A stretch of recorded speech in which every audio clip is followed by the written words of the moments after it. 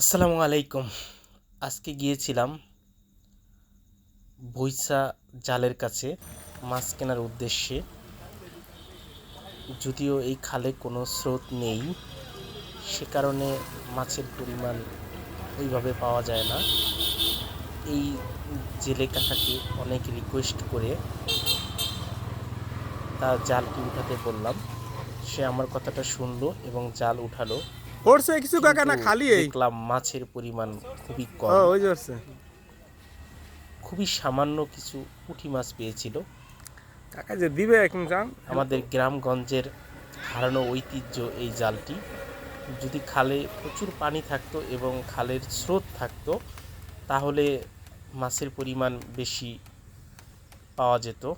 দেখেন এই কাকাটা কত কষ্ট করে থাকে, নিচে থাকে আর উপরেও বসে থাকে জাল উঠানোর জন্যে।